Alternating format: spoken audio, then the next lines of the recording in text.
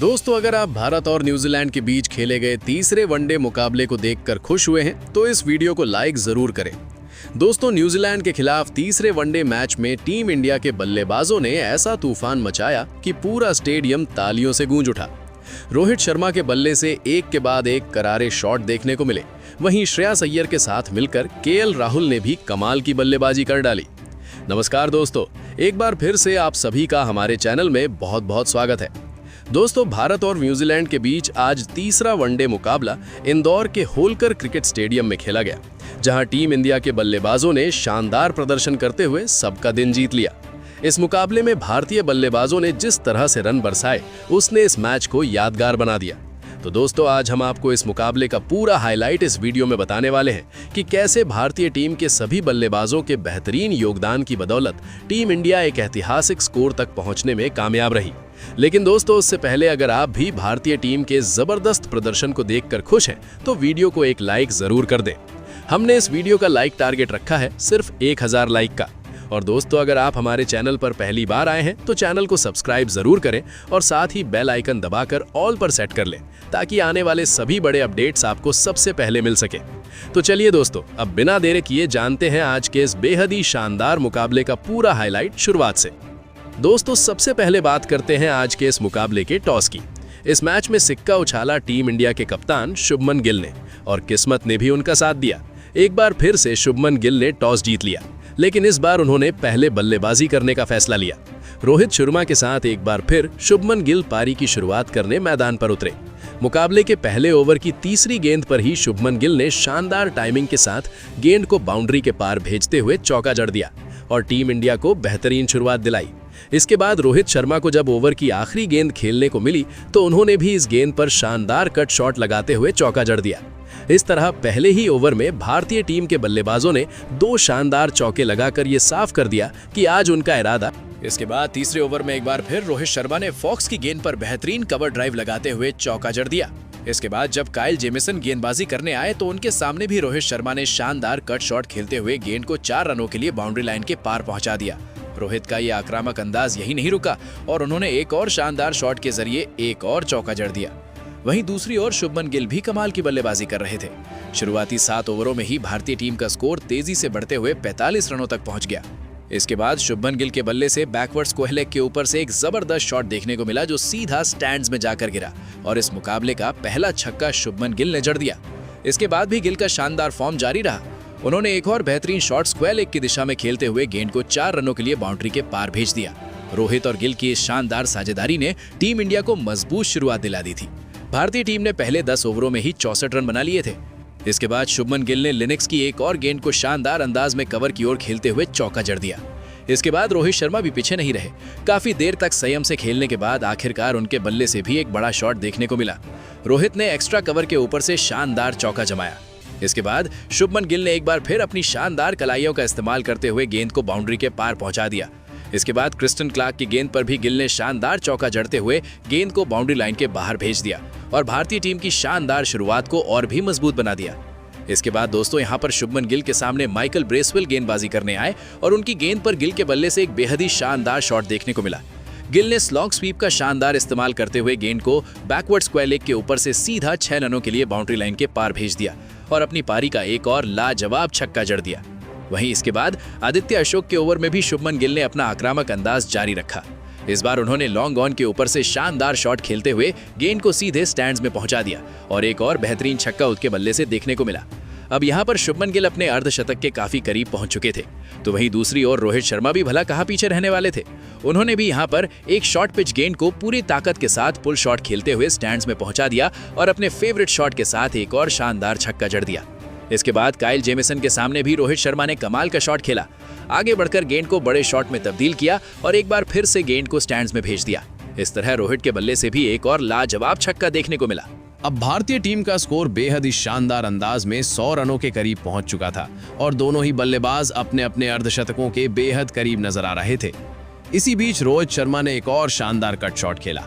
हालांकि वहां पर फील्डर मौजूद थे, लेकिन गेंद को रोक नहीं पाए और एक और चौका रोहित शर्मा के खाते में जुड़ गया। इसके बाद शुभमन गिल, जो उस समय 48 रनों पर बल्लेबाजी कर रहे थे, उन्होंने काइल जेमिसन की ओवर की एक गेंद को शानदार अंदाज में 4 रनों के लिए बाउंड्री के पार भेज दिया। कवर की दिशा में खेला गया ये कवर ड्राइव वाकई देखने लायक था। इसी के साथ शानदार बल्लेबाजी करते हुए शुभमन गिल ने अपना अर्धशतक पूरा कर लिया। कप्तान के बल्ले से एक और अहम और बेहतरीन पारी देखने को मिली। तो वहीं दूसरी तरफ रोहित शर्मा भी कहां पीछे रहने वाले थे। उन्होंने 18वें ओवर की तीसरी गेंद पर एक और लाजवाब शॉट खेलते हुए गेंद को चौके के लिए बाउंड्री लाइन के पार पहुंचा दिया और इसी के साथ रोहित शर्मा ने भी अपना शानदार अर्धशतक पूरा कर लिया। 18 ओवर की समाप्ति के बाद भारतीय टीम का स्कोर 110 रनों तक पहुंच चुका था और टीम इंडिया पूरी तरह से मुकाबले पर हावी नजर आ रही थी। लेकिन अर्धशतक पूरा करने के बाद रोहित शर्मा एक और बड़ा शॉट खेलने की कोशिश में काइल जेमिसन के सामने आउट हो गए। उन्होंने बड़ा शॉट खेलना चाहा, लेकिन यहां पर फिलिप ने शानदार कैच पकड़ते हुए रोहित शर्मा की पारी का अंत कर दिया। हिटमैन रोहित शर्मा ने इस मुकाबले में कमाल की बल्लेबाजी करते हुए 58 रनों की शानदार पारी खेली और इसके बाद पवेलियन लौट गए। रोहित के आउट होने के बाद क्रीज पर विराट कोहली बल्लेबाजी करने आए और उन्होंने आते ही अपनी पारी का शानदार आगाज किया। विराट ने एक बेहतरीन स्ट्रेट ड्राइव के जरिए चौका जड़ा और गेंद को लाजवाब अंदाज में बाउंड्री लाइन के पार पहुंचा दिया। इसके बाद उनके सामने थोड़ी सी शॉर्ट गेंद डाली गई, जिस पर विराट कोहली ने शानदार पुल शॉट खेलते हुए गेंद को एक बार फिर से 4 रनों के लिए बाउंड्री के पार भेज दिया। ये शॉट भी बेहद ही शानदार था। विराट कोहली के बल्ले से आज जिस तरह से गेंद लग रही थी, उसे देखकर साफ लग रहा था कि वो आज एक बड़ी पारी खेलने के मूड में है। इसके बाद उन्होंने क्लार्क के सामने एक बड़ा शॉट खेला, जहां गेंद को सामने की दिशा में सीधे स्टैंड्स में पहुंचा दिया और अपनी पारी का पहला छक्का विराट कोहली के बल्ले से देखने को मिला। बेहद ही शानदार तरीके से गेंद को बाउंड्री लाइन के पार भेजा गया। इसके बाद शुभमन गिल के सामने विराट कोहली ने पैरों पर आई हुई गेंद को बस दिशा दी और गेंद फाइन लेग की दिशा में 4 रनों के लिए बाउंड्री लाइन के पार चली गई।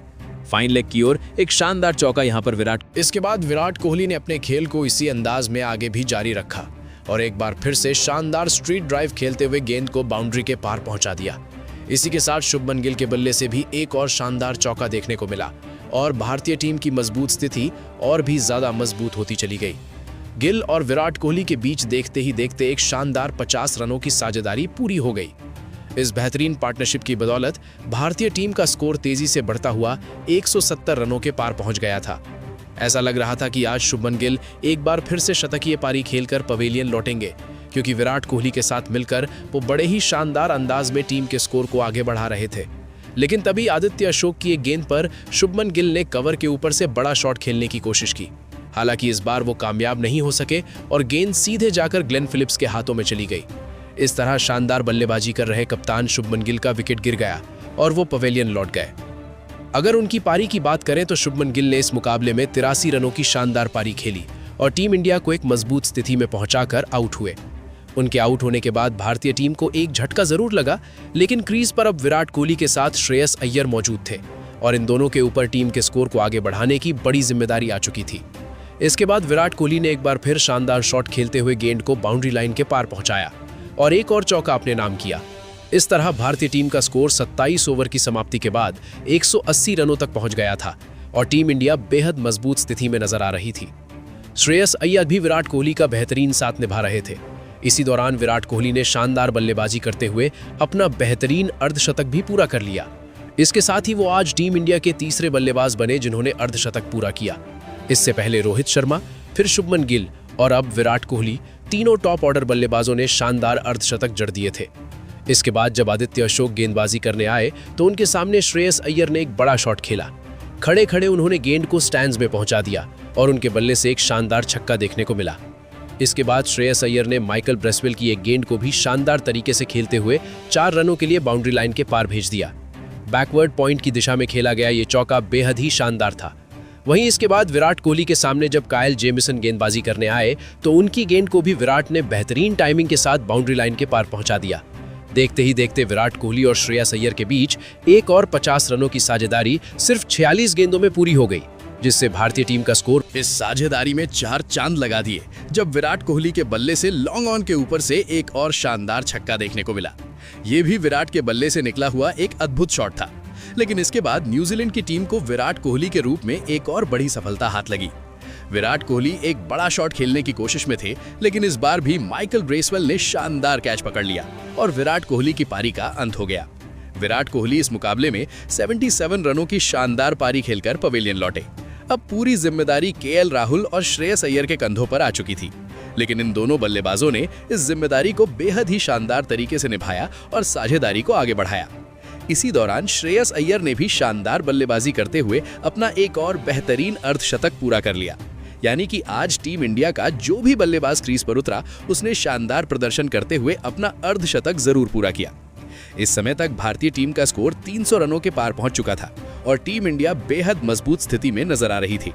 हालांकि इसके बाद श्रेयस अय्यर को 51 रनों की शानदार पारी खेलने के बाद पवेलियन भेज दिया गया, लेकिन अंत में केएल राहुल ने हर्षित राणा के साथ मिलकर बेहतरीन बल्लेबाजी का प्रदर्शन किया।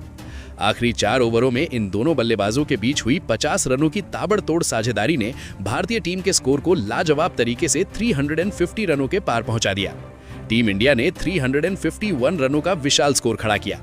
केएल राहुल ने अंत में शानदार बल्लेबाजी करते हुए 4 बेहतरीन चौके जड़े और उनका अद्भुत प्रदर्शन देखने लायक था। एक बार फिर से केएल राहुल ने बेहतरीन फिनिश किया और आखिरी 4 ओवरों में उनके बल्ले से कमाल की बल्लेबाजी देखने को मिली। केएल राहुल ने इस मुकाबले में शानदार बल्लेबाजी का प्रदर्शन करते हुए मात्र 27 गेंदों पर 53 रनों की ताबड़तोड़ और बेहतरीन पारी खेली, यानी कि पूरी तरह से भारतीय टीम के टॉप ऑर्डर बल्लेबाजों का दबदबा इस मैच में देखने को मिला। नंबर 1 से लेकर नंबर 5 तक सभी बल्लेबाजों ने अर्धशतकीय पारियां खेलकर टीम इंडिया को मजबूत स्थिति में पहुंचा दिया। हालांकि कोई भी बल्लेबाज शतक तक नहीं पहुंच सका, लेकिन इसके बावजूद भारतीय टीम ने अपना स्कोर 353 रनों तक पहुंचाया और न्यूजीलैंड के सामने 354 रनों का विशाल लक्ष्य रख दिया। अब इतने बड़े लक्ष्य का पीछा करने उतरी न्यूजीलैंड की टीम के लिए उनकी ओपनिंग जोड़ी पर काफी कुछ निर्भर था। हेनरी निकोल्स और डेविन कॉनवे की जोड़ी ने न्यूजीलैंड को शानदार शुरुआत दिलाई। शुरुआती 2 ओवरों में ही दोनों बल्लेबाजों ने एक चौका जड़ते हुए टीम के स्कोर को आगे बढ़ाना शुरू कर दिया। इसके बाद हेनरी निकोल्स के बल्ले से एक शानदार शॉट देखने को मिला, जब उन्होंने स्वीप शॉट के जरिए गेंद को 4 रनों के लिए बाउंड्री लाइन के पार भेज दिया। वहीं छठे ओवर की तीसरी गेंद पर न्यूजीलैंड की टीम की तरफ से इस मुकाबले का पहला छक्का भी देखने को मिला, जब डेविन कॉनवे ने शानदार टाइमिंग के साथ गेंद को स्टैंड्स तक। इसके बाद देखते ही देखते दोनों ओपनर बल्लेबाजों के बीच शानदार अर्धशतकीय साझेदारी भी पूरी हो गई। न्यूजीलैंड को जिस तरह की शुरुआत की जरूरत थी वो उन्हें मिल चुकी थी। 10 ओवर की समाप्ति के बाद न्यूजीलैंड का स्कोर 65 रनों तक पहुंच गया था और दोनों बल्लेबाज पूरी तरह से ताबड़तोड़ बल्लेबाजी कर रहे थे। लेकिन इसके बाद दोस्तों टीम इंडिया की तरफ से प्रसिद्ध कृष्णा ने पहली सफलता दिलाई। उन्होंने शानदार गेंदबाजी करते हुए हेनरी निकल्स को बोल्ड कर दिया और इस तरह भारतीय टीम को एक बड़ी सफलता मिली। हेनरी निकल्स इस मुकाबले में अच्छी बल्लेबाजी कर रहे थे, लेकिन 37 रनों की पारी खेलने के बाद उन्हें पवेलियन लौटना पड़ा। इसके बाद अगले ही ओवर में हर्षित राणा ने भी कमाल की गेंदबाजी करते हुए डेविन कॉनवे को बोल्ड कर दिया। लगातार 2 ओवरों में न्यूजीलैंड की टीम ने अपने दोनों ओपनर बल्लेबाजों के विकेट गंवा दिए। डेविन कॉनवे ने भी इस मुकाबले में 33 रनों की उपयोगी पारी खेली, लेकिन आखिरकार हर्षित राणा की गेंद पर वो भी पवेलियन लौट गए। इस तरह सिर्फ 2 ओवरों के भीतर भारतीय टीम ने शानदार वापसी कर ली।